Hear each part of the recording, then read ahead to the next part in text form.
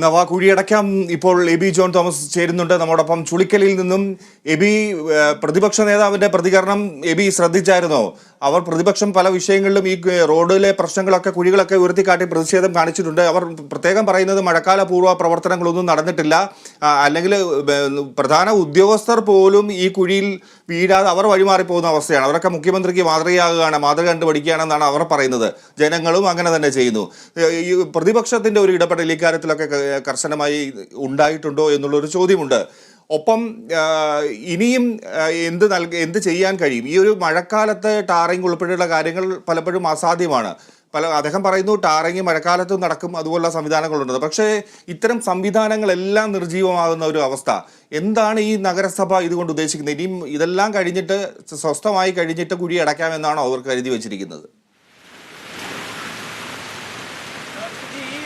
പണി പൂർത്തിയാക്കണമെങ്കിൽ അത് നിശ്ചയിച്ചിട്ടുണ്ടായിരുന്നെങ്കിൽ അത് പൂർത്തിയാക്കാൻ വേണ്ടി കഴിയുമായിരുന്നു. കാരണം നമ്മളൊന്നും ഇതുവരെ കാണാത്ത നിലയിലുള്ള അതിശക്തമായിട്ടുള്ള ഒരു വേനൽക്കാലം കടന്നിട്ടാണ് നമ്മൾ ഈ മഴക്കാലത്തിലേക്ക് എത്തിയിരിക്കുന്നത് എന്നുള്ളതാണ്. ആ സമയത്ത് എന്തായാലും ഇതിന്റെ പണി പൂർത്തിയാക്കാൻ കഴിയുമായിരുന്നു. ഇത് നിസ്സംഗത എന്നല്ലാതെ മറ്റൊന്നും തന്നെ പറയാൻ നമുക്ക് ഈ ഒരു വിഷയത്തിൽ കഴിയില്ല.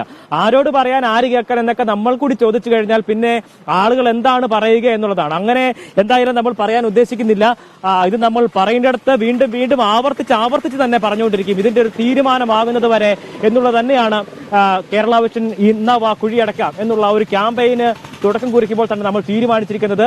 അത് തീരുമാനമാകുന്നത് വരെ നമ്മൾ ഈ ക്യാമ്പയിനുമായി മുന്നോട്ട് പോകാൻ നമുക്ക് കഴിയും, നമ്മൾ അത് ചെയ്യുകയും ചെയ്യും എന്നുള്ളതാണ്. എന്തായാലും ശക്തമായിട്ടുള്ളൊരു പ്രതിപക്ഷത്തിന്റെ പ്രതിഷേധം കൂടി ഇതിന്റെ ഈ ഘട്ടത്തിൽ ഉണ്ടാവേണ്ടതുണ്ട്. എന്തായാലും ഈ ഒരു ക്യാമ്പയിൻ ഉൾപ്പെടെ അദ്ദേഹം, പ്രതിപക്ഷ നേതാവ് അദ്ദേഹത്തിന്റെ പിന്തുണ നൽകിയിരിക്കുന്നു. അത് ആശ്വാസകരമായിട്ടുള്ള ഒരു കാര്യം തന്നെയാണ്. പക്ഷേ ഇത്രമാത്രം, അതല്ലെങ്കിൽ ഇത്തരത്തിൽ ദുരിതത്തിൽ കിടക്കുന്ന ഈ ഘട്ടത്തിൽ ഇത് ഇങ്ങനെ ഒരു പ്രതികരണം മാത്രം മതിയാകുമോ? തുടർന്നും ഇതിന്റെ ഈ വിഷയങ്ങൾ കൃത്യമായ രീതിയിൽ അവതരിപ്പിക്കപ്പെടേണ്ട ഒരു സാഹചര്യം കൂടി ഉണ്ട് എന്നുള്ള കാര്യത്തിൽ തർക്കമില്ല. എന്തായാലും ഇതിലെ പോകുന്ന ആളുകളെല്ലാം തന്നെ നമ്മളോട് സംസാരിക്കുന്നത്, അതായത് ക്യാമറയ്ക്ക് മുന്നിലല്ലാതെ സംസാരിക്കുന്ന കാര്യം എന്ന് പറയുന്നത് ഇതിപ്പോൾ ആരോട് പറയാൻ, എന്ത് ചെയ്യാനാ തുടങ്ങിയിട്ടുള്ള ഏറ്റവും നിരാശാജനകമായിട്ടുള്ള ഒരു പ്രതികരണങ്ങൾ തന്നെയാണ് ഓരോരുത്തരുടെയും ഭാഗത്തു നിന്നും ഉണ്ടാവുന്നത് എന്നുള്ളതാണ് പ്രധാനമായും നമുക്ക് എടുത്തു കാണിക്കാനുള്ളത്. എന്തായാലും ഇങ്ങനെ വഴിയിൽ ഇത്തരത്തിൽ കുഴികളൊക്കെ നിറഞ്ഞതോടുകൂടി ഇതിലുള്ള സുഗമമായ യാത്ര എന്ന് പറയുന്നത് ഒരിക്കലും ഇല്ല എന്നുള്ളത് തന്നെ നമുക്ക് നമ്മൾ നേരിട്ട് കാണുന്നത് തന്നെ കാര്യമാണ്.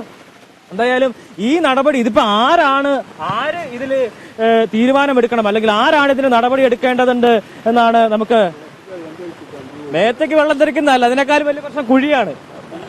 എത്ര നാളെ ഇങ്ങനെ കുറെ നാളായി ഞങ്ങൾ ഇവിടെ ജങ്കാറ് ഡാം പോണാണ്. കാരണം ഇപ്പൊ ഇത് ശരിയാക്ക പുഴ സൈഡ് അടുത്താണല്ലോ, അവിടുന്ന് അവിടെ വരെ ജങ്കാറിന് പോവാന്ന് വിചാരിച്ചു. ഓക്കെ അല്ലേ? ഇത്തരത്തിലുള്ള പ്രതികരണങ്ങളാണ് ആളുകളുടെ ഭാഗത്ത്. ഇത് പക്ഷെ ഇതൊക്കെ കേട്ടിട്ട് പോലും കൂടെ ഒരു തരത്തിലുള്ള നാണവും തോന്നുന്നില്ല എന്നുള്ളതാണ് നമ്മുടെ അധികാരികൾക്ക് എന്നുള്ളതാണ് ഏറ്റവും സങ്കടകരമായിട്ടുള്ള കാര്യം. ഇങ്ങനെ വള്ളമിറക്കി, വാഴ വെച്ചു, വല വീശി, ഇതിന്ന് അങ്ങനെയുള്ള നടപടികളൊക്കെ അല്ലെങ്കിൽ പ്രതിഷേധ മാർഗങ്ങളൊക്കെ സ്വീകരിച്ച് മടുത്തു. ഇനിയിപ്പോ ജങ്കാർ ഇറക്കാൻ പോവുകയാണ് എന്നുള്ളതാണ് ഇപ്പോൾ ആ ചേട്ടൻ നമ്മോട് പറഞ്ഞിട്ട്. എന്തായാലും ആ നിലക്കുള്ള പ്രതികരണങ്ങൾ പോലും വരുമ്പോഴും ഒരു തരത്തിലുള്ള നടപടികളോ അല്ലെങ്കിൽ ഇത് എങ്ങനെയും തരത്തിൽ ആളുകളെ ദ്രോഹിക്കാതെ, അവർക്ക് ബുദ്ധിമുട്ടുണ്ടാകാത്ത രീതിയിൽ ഈ നടപടികൾ പൂർത്തിയാക്കി ഒരു ദിവസം കൂടുതൽ നേരത്തെ അവരുടെ യാത്ര സുഗമമാക്കുക എന്നുള്ളത് തന്നെയാണ് ഈ അധികാരികൾ ചെയ്യേണ്ടിയിരിക്കുന്നത്. പക്ഷെ അതൊന്നും തന്നെ ഇവരുടെ ഭാഗത്തുനിന്ന് ഉണ്ടാകുന്നില്ല.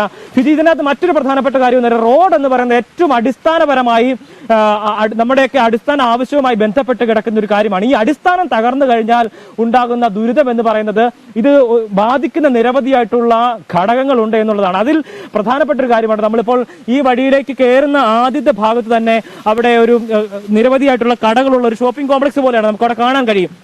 എന്തായാലും അവർ ഏതാണ്ട് 1-2 മാസത്തോളം ആ കട അടച്ചിടേണ്ട ഒരു ഗതികേടിലേക്ക് എത്തുന്ന ഒരു സാഹചര്യമുണ്ടായിരുന്നു. അവർ തന്നെ അത് നമ്മളോട് പങ്കുവച്ചതിന്റെ ബൈറ്റ് ഉൾപ്പെടെ നമുക്ക് അവിടെ ലഭ്യമായിട്ടുമുണ്ട്. അത്തരത്തിലുള്ള പ്രതികരണങ്ങൾ പോലും ഉണ്ടായിട്ടും, അല്ലെങ്കിൽ വരുമാന മാർഗം, ജീവിത മാർഗം തന്നെ നിലച്ചു പോകുന്ന നിലയിലേക്ക് ഇത്തരം സംഭവങ്ങൾ വഴിവെക്കുന്നുണ്ട് എന്നുള്ളതാണ് പ്രധാനപ്പെട്ട ഒരു കാര്യം. അത് മനസ്സിലാക്കുന്നില്ല എന്നുള്ളതാണ് ഏറ്റവും പ്രധാനപ്പെട്ട കാര്യം. ഒപ്പം തന്നെ ഇതുവഴി യാത്ര ചെയ്യുന്ന ആളുകൾ അവരുടെ വിവിധങ്ങളായിട്ടുള്ള ജോലികളുമായി ബന്ധപ്പെട്ട് യാത്ര ചെയ്യുന്നവരുണ്ട്, സ്കൂളുകളിലേക്ക് പോകുന്നവരുണ്ട്. നമ്മളിവിടെ വന്നതിന് ശേഷം നിരവധിയായിട്ടുള്ള സ്കൂൾ ബസ്സുകൾ ഉൾപ്പെടെ ഇതുവഴി യാത്ര ചെയ്യുന്ന നമ്മൾ കണ്ടിട്ടുണ്ട്. വളരെ പതിയെ അത് കൃത്യമായ രീതിയിൽ ഈ കുഴികളെയൊക്കെ ഒഴിവാക്കിക്കൊണ്ടൊക്കെ പോകുമ്പോൾ ഉള്ള ബുദ്ധിമുട്ട് എന്ന് പറയുന്നതും ശ്രമകരമായിട്ടുള്ള, സാധാരണഗതിയിൽ ഒരു വാഹനം പോകുന്ന അതിന്റെ 1/3 4/1 സമയത്തിൽ കുറവ് മാത്രമാണ് അതിലേക്ക് എത്താൻ കഴിയുക. അല്ലെങ്കിൽ അത്തരത്തിൽ കൂടുതൽ സമയം യാത്ര ചെയ്യേണ്ട ഒരു സാഹചര്യം കൂടി വരും. അങ്ങനെ വരുമ്പോൾ ഒരാളുടെ ജീവിതത്തിൽ ഉണ്ടാകുന്ന ഈ പ്രശ്നങ്ങൾ, അല്ലെങ്കിൽ വഴിയിൽ തന്നെ ഈ ജീവിതത്തിന്റെ ഒരു ഭാഗം അങ്ങോട്ട് ചെലവഴിക്കുക എന്നുള്ളൊരു നിലയിലേക്ക് പോലും എത്തേണ്ട ഒരു സാഹചര്യമാണ്. അരമണിക്കൂർ കൊണ്ട് ഒരുപക്ഷെ യാത്ര ചെയ്ത് വൃത്തിക്ക് ഉണ്ടെങ്കിൽ എത്താൻ കഴിയും. പക്ഷേ അതിനപ്പുറത്തേക്ക് ഇത് അങ്ങനെയല്ല, മറിച്ച് ഇതിനേക്കാൾ കൂടുതൽ സമയം എത്തേണ്ട ഒരു സാഹചര്യത്തിലേക്ക് വരുന്ന ഒരു നില കൂടി ഉണ്ടാകുന്നുണ്ട്. എന്തായാലും അതൊക്കെ തന്നെയാണ് ഇതിൽ വലിയ രീതിയിലുള്ള പ്രതിഷേധങ്ങൾ ആളുകളുടെ ഭാഗത്തു നിന്നുണ്ട്. പക്ഷേങ്കിൽ അതൊക്കെയും ചെന്നു പതിക്കുന്നത് ബധിരകരണങ്ങളിലാണ് എന്നുള്ള കാര്യമാണ് ഇതിൽ സങ്കടകരമായിട്ടുള്ള കാര്യം. ആര് ഇത് എപ്പോൾ ഇതിനൊക്കെ നടപടി സ്വീകരിക്കും എന്നുള്ളത് തന്നെയാണ് പ്രധാനപ്പെട്ട ഒരു കാര്യം. ഞാൻ നേരത്തെ പറഞ്ഞതുപോലെ നിരവധിയായിട്ടുള്ള വാഹനങ്ങൾ ഒരു തരത്തിലുമെല്ലാം അണുവിട വ്യത്യാസമില്ലാതെ എല്ലാം ഇങ്ങനെ പൊയ്ക്കൊണ്ടിരുന്ന ഒരു റോഡാണ്. ആ റോഡിന്റെ ഒരു ദുരിതാവസ്ഥയാണ് ഇത്. അതിൽ തന്നെയാണ് ഇത്തരത്തിൽ വാഹനങ്ങൾ, നമ്മൾ നേരത്തെ പറഞ്ഞതുപോലെ പലരും ഈ വഴി ഉപേക്ഷിച്ച് മറ്റു വഴി തേടി പോകുന്ന നിലയിലേക്ക് പോലും കാര്യങ്ങൾ എത്തുന്നത് എന്നുള്ളതാണ്. എന്തായാലും മഴ ശക്തമാകുന്ന ഒരു സാഹചര്യത്തിൽ ഇതിൽ വഴിയുള്ള യാത്ര വീണ്ടും ദുസ്സഹമാകുകയും ചെയ്യും എന്നുള്ള കാര്യത്തിലും തർക്കമില്ല. അത് തന്നെയാണ് നമ്മളിപ്പോൾ ഈ ദൃശ്യങ്ങളിൽ ഉൾപ്പെടെ നമുക്ക് വളരെ കഷ്ടമുള്ള കാര്യമാണ്. ഈ കുഴികൾ കണ്ട് അധികാരികൾ കണ്ണു തുറക്കുന്നില്ലോ. എബി പറഞ്ഞ പോലെ ഈ എന്തു പറയാ പൊട്ടച്ചെവികളിലേക്കാണോ ഇതൊക്കെ പതിക്കുന്നത് എന്ന് നമുക്ക് ചോദിക്കേണ്ടി വരുന്നു ഈ ഒരു ആവശ്യങ്ങളൊക്കെ. എബി രാവിലെ അവിടെ ചെന്നപ്പോൾ അവിടെ നിന്ന് ചില ബൈറ്റുകൾ എടുത്തിരുന്നല്ലോ, നമുക്ക് പ്രതികരണങ്ങൾ എടുത്തിരുന്നു. അതിലേക്കൊന്ന് പോയ ശേഷം എബിയിലേക്ക് മടങ്ങിയെത്താം. 2 മാസമായി ഇപ്പോൾ ഈ റോഡിൻ്റെ അവസ്ഥ ഇങ്ങനെ എടുക്കണം. ആദ്യം മൊത്തം പൊളിച്ചിട്ട് കുറച്ച് നാൾ, അതിനുശേഷം ഈ മണ്ണ് അരിങ്ങനെ ഇട്ടിട്ട് അവസ്ഥയാണ്. 1 മാസത്തോളം ഈ കടക്കാർ ഇവിടെ പൂട്ടിയിട്ട് ഈ പരിസരത്ത് താമസിക്കണ എല്ലാവർക്കും പല അസുഖങ്ങളും ബുദ്ധിമുട്ടാണ്. ഇപ്പോൾ ഈ റോഡിൻ്റെ അവസ്ഥ കുണ്ടും കുഴിയായി. പൊടിയുണ്ട്, വെയിൽ വന്നാൽ പൊടിയും, മഴ പെയ്താൽ ഇതാണ് അവസ്ഥ. ഇതാരും തിരിഞ്ഞു നോക്കണമില്ല, ഒരു ഉദ്യോഗസ്ഥരും ഇതിൻ്റെ ഭാഗത്തേക്കില്ല. എല്ലാവരും കൈമലർത്തനാണ്. ഇവിടെയുള്ള പരിസരവാസികളും ഈ കച്ചവടക്കാരും യാത്രക്കാരും കിടന്ന് ബുദ്ധിമുട്ടിനല്ലാണ്ട് ഒരു തിരിഞ്ഞോട്ട് ആരുമില്ല. ഇത് ഏത് വഴി പ്രധാനമായും കണക്ട് ചെയ്യുന്ന ഒരു റോഡാണ്? ഇടവഴിയാണ്? ഇടവഴിയല്ല, അതൊരു വലിയൊരു വഴിയാണ്. അതൊന്നും വ്യക്തമാക്കാമോ? അതിലെ ഈ കുണ്ടും കുഴിയും കിടക്കുന്നത് കൊണ്ട് യാത്രയ്ക്ക് കൂടുതൽ തടസ്സമുണ്ടാകുന്നു. അത് ഈ വാഹനങ്ങളുടെ യാത്ര വഴിതിരിച്ചു വിടാനിടയാക്കുന്നു. അങ്ങനെ ഈ റോഡ് ഇത്തരത്തിൽ കിടക്കുന്നത് കൊണ്ട് യാത്രയ്ക്കുണ്ടാകുന്ന സമയ ദൈർഘ്യം എടുക്കുന്നു. ഇത്തരം പ്രശ്നങ്ങൾ എങ്ങനെയാണ് ബി?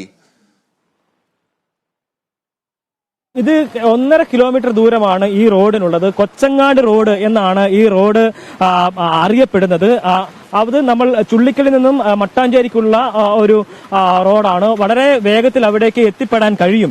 ആ റോഡാണ് ഇത്തരത്തിൽ കുണ്ടും കുഴിയുമായിട്ട് കിടക്കുന്നത്. ഒരു തരത്തിലുള്ള നടപടികളും അധികാരികളുടെ ഭാഗത്തുനിന്ന് ഇതുമായി ബന്ധപ്പെട്ട് ഉണ്ടാകുന്നില്ല എന്നുള്ളതാണ് പ്രധാനപ്പെട്ട ഒരു കാര്യമായി ചൂണ്ടിക്കാണിക്കാനുള്ളത്. എന്തായാലും ഈ റോഡ് അത് വളരെ വേഗത്തിൽ, നമ്മളോട് പ്രതികരിച്ച ആളുകളെല്ലാം തന്നെ പറഞ്ഞത് വളരെ വേഗത്തിൽ നമുക്ക് അങ്ങോട്ട് എത്താൻ കഴിയുമായിരുന്നു. പക്ഷേ ഇപ്പോൾ ഇതുവഴി യാത്ര ചെയ്താൽ നേരത്തെ സഞ്ചരിച്ചതിന്റെ 3-4 ഇരട്ടി സമയം എടുക്കേണ്ടി വരും. അത് തന്നെയാണ് ഇപ്പോൾ ഈ റോഡ് ഉപേക്ഷിച്ച് പോകാനായിട്ടുള്ള പ്രധാനപ്പെട്ട കാര്യം. എന്തായാലും ഓട്ടോറിക്ഷകൾ, ഇരുചക്ര വാഹന യാത്രക്കാർ, കാർ യാത്രക്കാർ തുടങ്ങിയവരാണ് ഇതിൽ കൂടുതലായി സഞ്ചരിക്കുന്നത്. ഒപ്പം തന്നെ നിരവധിയായിട്ടുള്ള സ്കൂളുകളിൽ പഠിക്കുന്ന വിദ്യാർത്ഥികൾ, അവരെ എടുക്കുന്നതിന് വേണ്ടിയിട്ടുള്ള വാഹനങ്ങൾ, സ്കൂൾ വാഹനങ്ങൾ ഉൾപ്പെടെ ഇതുവഴി പോകുന്ന സാഹചര്യമുണ്ട്.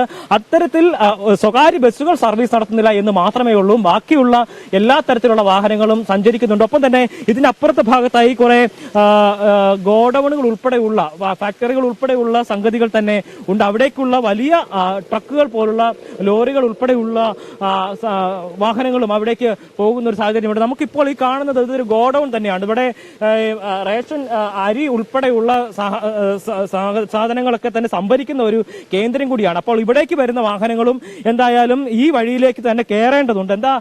അത് തന്നെയാണ് ഇത്തരത്തിൽ നിരവധിയായിട്ടുള്ള വാഹനങ്ങൾ, പലതരത്തിലുള്ള വാഹനങ്ങൾ, പലതരത്തിലുള്ള ആളുകൾ സഞ്ചരിക്കുന്ന വഴി തന്നെയാണ് ഇത്. ശരിക്കും സഞ്ചാരം അത് ഇല്ലാതാക്കുക, അത് നമ്മുടെ സ്വതന്ത്ര സഞ്ചാരത്തിന് എതിരായി നിൽക്കുന്ന, അത് ഭരണഘടന ഒരുപക്ഷെ നമുക്ക് അങ്ങനെ തന്നെ പറയാൻ കഴിയും, ഭരണഘടന നൽകുന്ന അവകാശം അത് ഇല്ലാതാക്കുന്ന ഒരു നടപടിയായിട്ട് തന്നെ ഇതിനെ വ്യാഖ്യാനിക്കേണ്ടതുണ്ട്. സ്വതന്ത്രമായി സഞ്ചരിക്കാനായിട്ടുള്ള ഒരു അവകാശം എന്ന് പറയുന്നത് പൗരന്റെ അത് അവകാശം തന്നെയാണ്.